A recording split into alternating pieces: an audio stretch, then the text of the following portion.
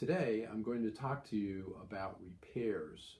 One of the biggest items of expense, of course, for your rental home is going to be the repairs. And there are, in fact, 5 different ways that you can have repairs done to your home. And you really want to look at this very carefully because it is not as simple as you might think. The first type of repair, and the easy type of repair, of course, is to do it yourself. Well, I'm not counting that one. The first of the 5 that I'm going to tell you about would be to hire a neighbor or the tenant or someone down the street who claims to be a handyman and who just almost always not have a license.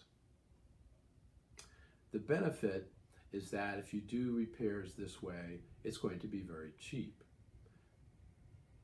The risk is that it's usually the person has very limited skills. They've exaggerated what they tell you their skills are, and it's basically a lawsuit waiting to happen. Sooner or later, you're going to have some major problems, an accident, a lawsuit. When this happens, not only do you suffer, but your tenant suffers. The second type of getting repairs done is the phone book, the internet. Search for repair companies, use Angies List, and the benefit is that they are likely to be licensed and insured, which is a good thing. The risk there, though, is typically your prices are going to be kind of high. They have to pay for all their advertising, marketing, and to pay for that nice listing with Angies List, for example. Often a quote seems reasonable, but then the end charges are not, so you need to be, again, careful. The third type would be if you have a professional property management manage your home, it would be the contractors that are selected by the professional property manager. NARPM is an association that we belong to, and it's the National Association of Residential Property Managers. What NARPM members do is carefully check the backgrounds of all the contractors that they use to make sure they're licensed and they're insured, which is really, really important for you as the owner. They also negotiate the prices with these with these companies, the contractors, and they generally are going to get you better prices, and they'll get people who actually guarantee the work, not tell you they guarantee the work, but actually guarantee it and go back if it's not done correctly.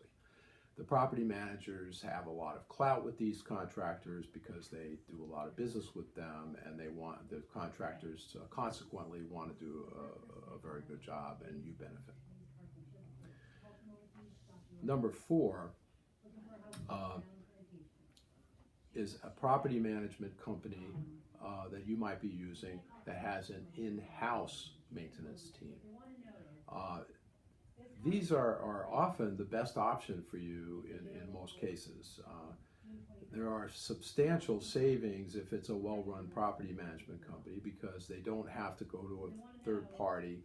They can directly hire employees, insure the employees, make sure that all of that is taken care of. You have a contract with that property management company, so you can trust that they're going to get all of it taken care of.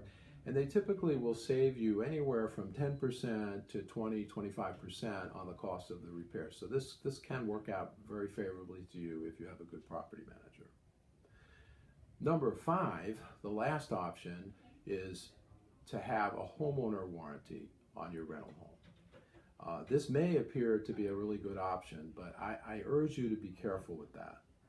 The benefit is that initially it appears to cost a lot less, and that you can save money, particularly if it's an older home built prior to 1978 when a lot of the laws changed pertaining to lead paint.